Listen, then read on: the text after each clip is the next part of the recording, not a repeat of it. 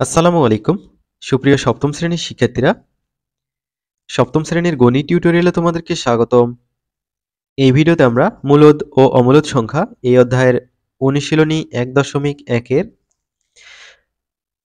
2 নম্বর ভাগের সাহায্যে বর্গমূল নির্ণয় করো। এখানে 4টি অঙ্ক আছে, এগুলো সলভ করব। ক নম্বরে 225 দেওয়া আছে, তো আমাদের 225-এর বর্গমূল নির্ণয় করতে হবে ভাগের সাহায্যে। শিক্ষার্থীরা, তোমরা চ্যানেলে নতুন হয়ে থাকলে চ্যানেলটি সাবস্ক্রাইব করে রাখবে, যাতে পরবর্তীতে ভিডিও আপলোড করলে তোমাদের ফোনে নোটিফিকেশন যায়। একটু মনোযোগ সহকারে দেখো, বুঝতে পারবে। প্রথমে 225 আমরা লিখে নিলাম, তারপর এরকম একটা দাগ দিতে হবে। দাগ দেওয়ার পর ডান দিক থেকে বামের দিকে জোড়া করতে হবে, অর্থাৎ এই যে দুটো ডিজিট নিয়ে একটা জোড়া করলাম, জোড়া করার সময় ওপরে একটা এরকম করে দাগ দিবা। তারপর এখানে 2 অবশিষ্ট থাকলো, এর কোনো জোড়া হচ্ছে না, তো জোড়া না হলে নেই, জাস্ট একটা দাগ দিয়ে রাখবা। ঠিক আছে, আমরা বাম দিক থেকে কাজ শুরু করব, অর্থাৎ এই জোড়া থেকে কাজ শুরু করব। এখানে আমরা দেখতে পাচ্ছি 2, তো কোনো একটা সংখ্যার বর্গ করে আমাদের 2 এর সমান বা 2 এর কাছাকাছি নিয়ে যেতে হবে। আমরা যদি 1 এর বর্গ করি, 1 এর বর্গ কিভাবে করব? 1 এর সাথে 1 গুণ করলে 1 এর বর্গ হয়, 1 1 1। তারপর 2 এর বর্গ মানে 2 গুণ 2, 2 দুগুণে 4। তো আমরা 1 এর বর্গ করে দেখলাম ফলাফল 1 হয়, 2 এর বর্গ করে দেখলাম ফলাফল 4 হয়। তাহলে আমাদের কোনটা এখানে নিতে হবে? নিশ্চয় 2 এর বর্গ করে 4 এখানে নেওয়া যাবে না, কারণ 4 হচ্ছে 2 এর থেকে বড়। এখানে যে 2 আছে এটা থেকে বড়। তাহলে আমরা 1 এর বর্গ করে যে ফলাফলটা পেলাম সেটা এই যে 2 এর নিচে বসাইতে হবে, আর কার বর্গ করেছি 1 এর, সেই 1 আমাদের এখানে লিখতে হবে। তো আমরা 1 লিখলাম, লেখার পর 1 এর বর্গ করে 1 পেয়েছি, সেটা আমরা এই 2 এর নিচে লিখলাম। তারপর এরকম করে দাগ দিবা। দাগ দেওয়ার পর তোমরা ভাগ করার সময় যেভাবে বিয়োগ করো সেই বিয়োগটা করতে হবে। তো এখানে 2 থেকে 1 বিয়োগ করো, 1 হবে। তারপর এখানে আমরা কি শুধু 2 নামাতে পারবো? শুধু কিন্তু 2 নামাতে পারবো না, আমাদের কিন্তু এখানে জোড়া করা আছে, তো জোড়া ধরেই নামাতে হবে। ঠিক আছে, জোড়া ধরেই নামাতে হবে। তো এখানে 2 5 এটা আমরা নামালাম, তারপর এরকম একটা দাগ দিয়ে নিতে হবে। নেওয়ার পর এইখানে যা থাকবে তার ডাবল করে এইখানে বসাইতে হবে। তো ওখানে আছে হচ্ছে 1, তো 1 এর ডাবল করলে কত হবে? ডাবল কিভাবে করে? 2 দিয়ে গুণ করলেই তো ডাবল হয়, 2 একে 2। তো আমরা 1 এর ডাবল 2 এখানে বসালাম। এখানে যে 2 আমরা পেলাম, এই 2 এর পাশে এমন একটা অঙ্ক বসাবো, অঙ্কটি বসানোর পর একটি সংখ্যা তৈরি হবে, সেই সংখ্যাকে ওই অঙ্ক দিয়েই গুণ করে 125 এর সমান বা 125 এর ছোট করতে হবে বা কাছাকাছি নিয়ে যেতে হবে। তো এই 2 এর পাশে যদি আমরা 2 বসাই তাহলে 22 হলো। এই 22 কে আমরা ওই 2 দিয়েই গুণ করব। কত হলো? 44। তো 125 এর কাছাকাছি গেল না বা সমান হলো না। তো এই 2 এর পাশে যদি আমরা এখন 4 দেই, 24 হলো। এই 24 কে ওই 4 দিয়েই গুণ করব। কত হয়? 4 4 16, হাতে থাকে 1, 4 দুগুণে 8 আর 1 9, 96। তো 125 এর সমান বা 125 এর কাছাকাছি গেল না। তো আচ্ছা, আমরা এই 2 এর পাশে যদি 5 দেই তাহলে 25 হলো। 25 কে আবার ওই 5 দিয়েই গুণ করলাম। 5 5 25 এর 5, হাতে থাকে 2, 5 দুগুণে 10 আর 1 12, সরি 10 আর 2 12। তাহলে 125 হলো। তাহলে 2 এর পাশে আমরা 5 বসিয়ে 25 পেলাম, সেই 25 কে ওই 5 দিয়েই গুণ করে 125 পেলাম। তাহলে আমরা এখানে কি লিখব? 5 লিখব। এখানেও কি লিখব? 5 লিখব। কত পেলাম? 125, সেটা আমরা এখানে বসাবো। তাহলে 125 থেকে 125 বিয়োগ করলে 0। তাহলে উত্তর কত হবে আমাদের? 225 এর বর্গমূল, এই তো এটা 15। তো শিক্ষার্থীরা, আরো অঙ্ক করলে তোমাদের আরো বেশি ক্লিয়ার হবে, একটু ধৈর্য ধরে দেখতে থাকো। তারপর কি ছিল? কত নম্বর? 961। এখানে আমরা 961 লিখব। লেখার পর এরকম একটা দাগ দেব। এরকম দাগ দেওয়ার পর কি করতে হবে, ডান দিক থেকে বামের দিকে জোড়া করতে হবে। তো এই একটা জোড়া করলাম, তো এখানে জোড়া হচ্ছে না, জাস্ট একটা দাগ দিয়ে রাখলাম। তো বাম দিক থেকে আমাদের কাজ শুরু করতে হবে। বামে আছে হচ্ছে এই যে এইখানে 9 আছে। তো কোনো একটা সংখ্যার বর্গ করে 9 এর সমান বা 9 এর কাছাকাছি যাওয়া যায় কিনা সেটা আমরা দেখি। 3 এর বর্গ করলে কিন্তু 3 ত্রিকে 9 হয়। তাহলে কার বর্গ করলাম, 3 এর, তো 3 আমরা এখানে লিখব। তো বর্গ করে 9 পেলাম, তো 9 আমরা এখানে লিখে দিলাম। আচ্ছা, এখানে 9 থেকে 9 বিয়োগ করলে 0, 0 লেখার প্রয়োজন নেই, জাস্ট উপর থেকে এই জোড়াটা নামাবো 61। জোড়া ধরেই কিন্তু নামাইতে হবে, তাছাড়া কিন্তু হবে না। তারপর এইখানে একটা এরকম দাগ দেব, দেওয়ার পর এখানে কি পাইছি, 3 পাইছি। 3 এর কি করতে হবে, ডাবল করে এখানে নামাইতে হবে। 3 এর ডাবল, 3 দুগুণে 6, 3 দুগুণে 6। তো এই 6 যে পেলাম, 6 এর পাশে এমন একটা অঙ্ক বসাবো, বসিয়ে যে সংখ্যা তৈরি হবে সেই সংখ্যাকে ওই অঙ্ক দিয়ে গুণ করলে 61 সমান বা 61 কাছাকাছি যেতে হবে।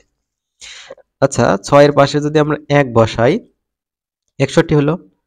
তো ওই 1 দিয়ে যদি আমরা 61 কে গুণ করি, 61 61 হবে। তো আমরা 6 এর পাশে কি বসাইছি, 1 বসাইছি। তো আমরা এখানে 1 দিলাম, এখানেও 1 দিলাম, 61 পাইছি, এটা এখানে দিলাম। তো বিয়োগ করলে কত হয়, 0। তাহলে এখানে আমরা কি পাইলাম উত্তর, 961 এর বর্গমূল এই যে 31 পেয়ে গেলাম। এবার আমরা পরের কাজ করব, সেটা হচ্ছে এখানে 3969 দেওয়া আছে, 3969 এরকম একটা দাগ দিতে হবে, দেওয়ার পর জোড়া করতে হবে। তো এরকম ডান দিক থেকে বামের দিকে জোড়া করতে করতে আসবা। প্রথমে আমরা এই জোড়ার কাজ করব, অর্থাৎ বামের দিক থেকে আমাদের কাজ করতে হবে। তো কোনো একটা সংখ্যার বর্গ করে 39 এর কাছাকাছি যাওয়া যায় কিনা সেটা দেখতে হবে। তো 5 এর বর্গ করলে কত হয়, 5 5 25, 6 এর বর্গ করলে 6 6 36, 7 এর বর্গ করলে 7 7 49। তাহলে আমাদের এই যে 49 এটা বেশি হয়ে যায়, 39 এর থেকে বড়। তাহলে এই যে 6 এর বর্গ, এটা আমরা এখানে ইউজ করতে পারি। তো 6 এর বর্গ করেছি, 6 আমরা এখানে লিখব। 6 এর বর্গ করে কত পেয়েছি, 36। তারপর এটা বিয়োগ করব, 6 আছে 9 এ যাইতে 3, 3 আছে 3 এ যাইতে কত, 0, 0 সামনে লেখার দরকার নেই। তো উপর থেকে এই যে 69 এই জোড়াটা আমরা নামাবো। তো জোড়া ধরেই কিন্তু নামাইতে হবে। তারপর এরকম একটা দাগ দেব, দেওয়ার পর এখানে কি আছে, 6, 6 এর ডাবল কোথায় বসাইতে হবে, এই তো এখানে বসাইতে হবে। 6 এর ডাবল, 6 এর ডাবল কত, 6 দুগুণে 12। তো এই 12 যে পেলাম, এই 12র পাশে এমন একটা অঙ্ক নিতে হবে, অঙ্কটি নিয়ে একটা সংখ্যা গঠিত হবে, সেই সংখ্যাকে ওই অঙ্ক দিয়ে গুণ করলে যাতে এই যে 369 এর কাছাকাছি বা সমান হয়। আচ্ছা, এর পাশে যদি আমরা 3 বসাই, 123 হলো। এই আবার 123 কে 3 দিয়ে যদি গুণ করি তাহলে 3 ত্রিকে 9 হয়, 3 দুগুণে 6, 3 একে 3। তো 369 এটা কিন্তু মিলে গেল। তাহলে আমরা কত নিয়েছিলাম, 3। তো এখানে 3 লিখব, আবার এইখানেও 3 লিখব। তাহলে আমরা উত্তর লিখব যে হচ্ছে 3 9 6 9 এর বর্গমূল 63, অর্থাৎ এখানে যেটা থাকবে সেটাই হবে উত্তর। এবার সর্বশেষ যে অঙ্কটা আছে সেটার দিক দেখব, এটা হচ্ছে ঘ নম্বর, 10,404, 10,404 একক দশক শতক হাজার, ঠিক আছে, 10,404। তো আমাদের কি করতে হবে, এরকম একটা দাগ দিতে হবে, দেওয়ার পর জোড়া করতে হবে। ডান দিক থেকে বামের দিকে এই এক জোড়া, 2 জোড়া। এখানে জোড়া হলো না, জাস্ট একটা দাগ দিয়ে রাখলাম। তো প্রথমে আমরা এই দাগের কাজ করব। তাহলে এখানে 1 আছে, 1 এর বর্গ করব, 1 এর বর্গ করলে 1 হয়। তো 1 এর যেহেতু বর্গ করলাম, তো আমরা এখানে 1 লিখবো, 1 বর্গ করে ফলাফল কিন্তু 1 পেয়েছি, সেটা এখানে লিখলাম। 1 থেকে 1 বিয়োগ করলে 0, সেই 0 লেখার দরকার নাই। তারপর পরের জোড়া নামাবো 0 4, অর্থাৎ এই যে এই জোড়াটা কিন্তু নামিয়ে নিলাম। জোড়া ধরে নামাতে হবে, এক এক করে কিন্তু নামানো যাবে না। এখন এখানে এরকম একটা দাগ দিতে হবে।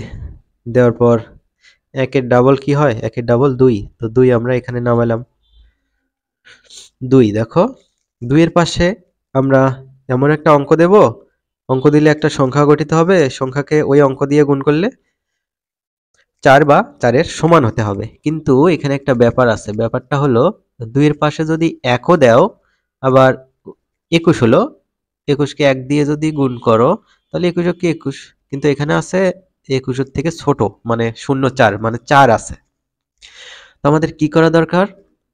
এই যে এখানে যে 2টা আছে, এই 2 এর পাশে আমরা 0 নেব, 0।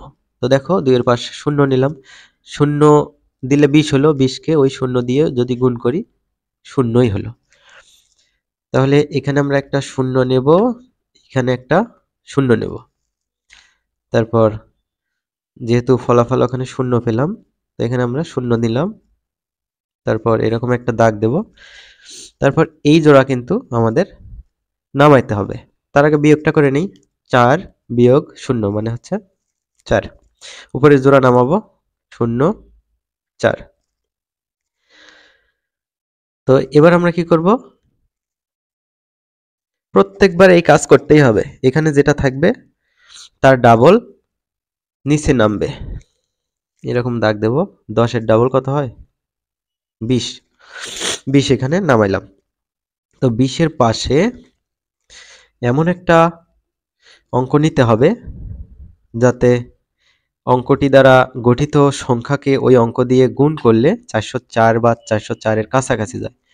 তো 20 এর পাশে যদি আমরা 1 দেই তাহলে 201 হলো, 201 কে 1 দিয়ে গুণ করলে কত হয়? 201 হয়। তো এখানে আছে 404, তো হলো না। আবার 20 এর পাশে যদি আমরা একটা 2 দেই, 2 দেই, তাহলে 202 হলো, 202 এর সাথে ওই যে 20 এর পাশে 2 বসাইছিলাম, ওই 2 দিয়ে আবার গুণ করলাম। তো 2 দুগুণে 4, 2 0 0, 2 দুগুণে 4, তো হয়ে গেল 404। তাহলে কি বসাইছিলাম? 2। তো এইখানে আমাদের 2 বসাইতে হবে, এইখানে 2 বসাইতে হবে, তাহলে 404 পেলাম, এটা এখানে নামাই দিলাম। তো এই হচ্ছে উত্তর। তাহলে উত্তর কোনটা? উত্তর হচ্ছে 10 404 এর বর্গমূল হচ্ছে 102, অর্থাৎ এখানে যেটা থাকবে সেটাই হবে উত্তর। তো এটা আমরা ক্যালকুলেটর দিয়ে চেক করতে পারি। বর্গমূল চিহ্ন দিলাম, 10 404, এই তো দেখো 102ই আসছে, তো আমাদের উত্তরের সাথে মিলে গেছে। তো শিক্ষার্থীরা, আমরা পরবর্তী ভিডিওতে 3 নম্বর এবং 4 নম্বর অঙ্কগুলো দেখব।